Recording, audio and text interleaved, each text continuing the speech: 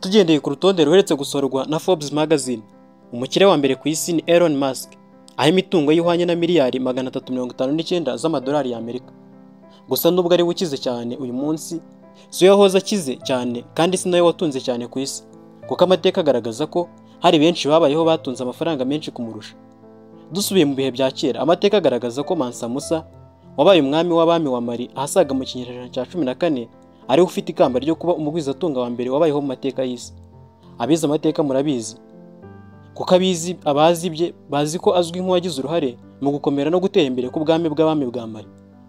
Mu kiganiro yagiranye na BBC, umwarimu w'amateka muri kaminuza ya California Bachiwe yavuze ko bigoye ko ibitekerezo bya muntu byabasha kwiyumvisha ubutunzi uyu mwami yari atunze. Nitwa Charles Gahigana, dore amwe mu mateka adasanzwe ya Mansa Musa. Kora subscribe niba utarayikora kugira ngo tujye tubana buri gihe. Mansa Musa yari akize cyane kurusha uko umuntu yabitekereza. Mu mwaka wa 2012, urubuga rw'abanyamerika rwandika ku byamamare rwavuze ko Mansa Musa yari atunze hasaga miliyari 400 z'amadolari. Ariko benshi mu banyamateka bemeza ko bidashoboka kuba umuntu yavuga umubare w'amafaranga wa nyawo uyu mwami yari afite.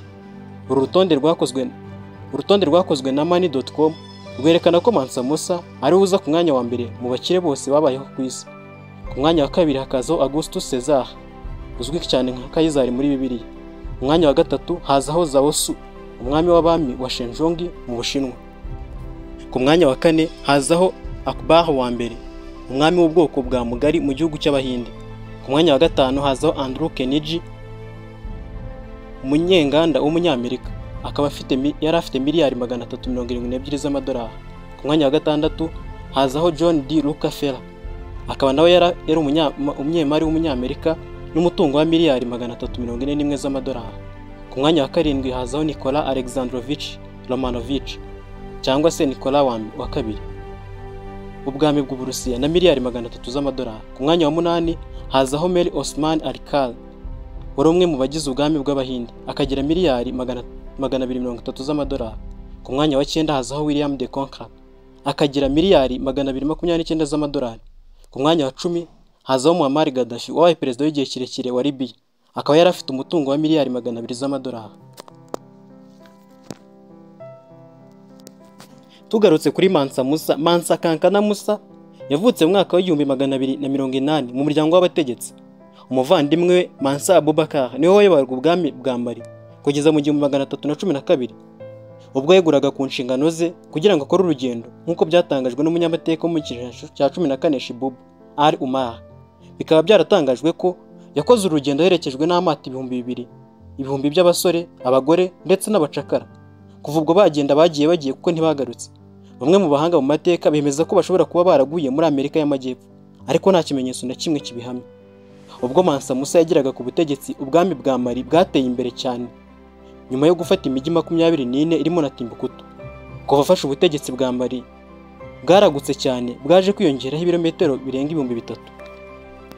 Kuva ku nyanja ya Atlantique ukagera kuri Niger y'ubu, ubwo ni ukuvuga ibihugu bya Senegal, Mauritania, Mali, Burkina Faso, Niger, Gambia, Guinea Bissau na Cote d'Ivoire, byose byari bigize ubwami bw'abami bwa Mali. Uko ubwami bwa Mali bwari bunini niko bwari bufite n'imitungo myinshi, cyane cyane zahabu n'umunyu. Ubwo Mansa Musa yajyaga ku butegetsi, bivuga ko hafi ya 1/2 cya zahabu yari mu isi icyo gihe yari iherereye muri ubu bwami, nk'uko byatangajwe na museum y'Abongereza, British Museum. Izi zahabu zose zitwaga ko ari iz'umwami. Nk'umutegetsi, Mansa Musa niwe wari ufite ububasha budakumirwa ku mutungo munini ugereranyije n'abandi muri icyo gihe. Ibi byatangajwe na Catherine Pickford, inzobere mu bugeni bwa Afurika muri North West African University, ubwo yaganiraga na BBC. Yongeyeho kandi ko amasoko yose yagurishaga muri icyo gihe hifashishijwe zahabu yose yari mu biganza by'umwami Mansa Musa. Ibi bigatuma akomeza gukoza ibiganza bye ku butunzi bwinshi. Nubwo ubwami bwa Mali bwari bufite umutungo mwinshi cyane wa zahabu, ariko ntabwo yari izwi cyane. Ariko ibi byaje guhinduka ubwo Mansa Musa, wari umusiramu w'imbere cyane, yakoraga urugendo rwe i Maka aciye mu butayu bwa Sahara. Bivuga ko yavuye muri Mali hamwe n'abantu 60, akajyana n'abari bagize umuryango w'ibwami wose, abasirikare, abari bashinzwe kumususurutsa harimo ababyinnyi n'abahanzi, abacuranzi, abatwara ingamiya ndetse n'abacakari 12. ndetse n'imikumbi y'intama n'ihene bagombaga kurya mu nzira. Byasaga n'aho ari umujyi wose urimo gutembera mu butayu. Kuva ku muturage usanzwe kugeza ku mucakara, bose bari bambaye zahabu. Buri ngamiya nayo nuko, kuko zose zari zabaga zikoreye zahabu. Byari ibintu bitangaje cyane. Noneho biza kuba agatangaza ubwo bageraga i Kairo mu Misiri. Buri wese yatungurwaga n'ubukire bwabo. Mansa Musa yasigaye mu mitwe myinshi y'Abanyamisiri. Ibi byatumye wari umuyobozi wa Misiri Al Omar asura ubwami bwa Mali nyuma y'imyaka 12 urugendo rubaye.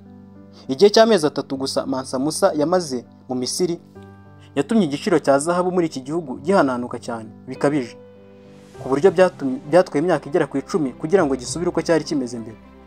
Ikigo cy'Abanyamerika gitanga ubujyanama ku bya tekinoloji smartasset.com kivuga ko bitewe n'ihananuka ry'igiciro cya zahabu urugendo rwa Mansa Musa rwatumye ubukungu bwo mu burasirazuba bwo hagati buhomba hasaga miliyari 1.5 z'amadolari.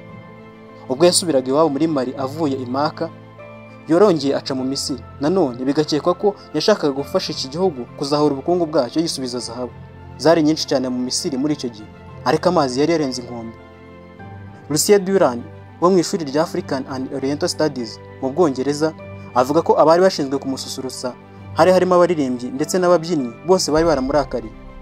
Lucien Duran ati yasesaguye cyane zahabu za Mali ku buryo byageze naho abari bashinzwe kumuririmbira batari bagishaka kumuvuga mu ndirimbo zabo, kuko umutungo wa Mali yari yaratataguje hanze y'ubwami bwe. Nubwo bagiye bamushinja gusesagura umutungo wa Mali, ariko nyuma y'uru rugendo ubwami bwa Mali bwaramamaye cyane ku isi. Ibi byatumye Mali na Mansa Musa bashyirwa ku cyo twakwita ikarita y'isi yasohotse mu 1375. Iyi karita yagaragazaga Mansa Musa yicaye ku ntebe y'ubwami ya zahabu anafite izindi zahabu mu kiganza cye. Ibi byatumye abantu bavuye imihanda yose baza gusura ubwami bw'abami bwa Mali.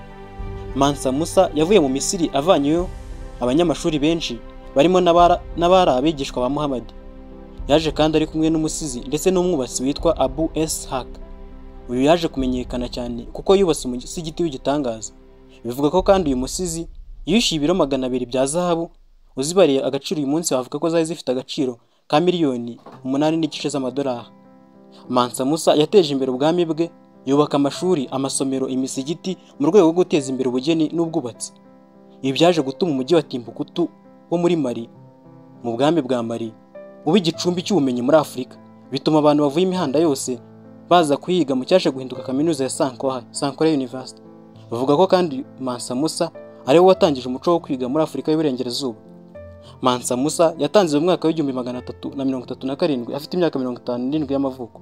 Asimburwa n'abahungu be baje kunanirwa gucunga ubwami bwe, bituma hazamuka ubundi bwami bushyira hasi ubwami bwa Mali. Ukuza kw'Abanyaburayi nako kuri mu bukekwa ko ari byo byahereza ubwami bwa Mali. Ngibi byo bamenye ku mwami utangaje ukeka ko ari we mukire wa mbere wabayeho mu mateka y'isi, ndetse n'ubwami bwa Mali bwe yayoboraga. Kanda subscribe, kore comment, like na share, tujye tubana mu bindi biganiro. Nitwa Charles Gayigana. Hasta la vista.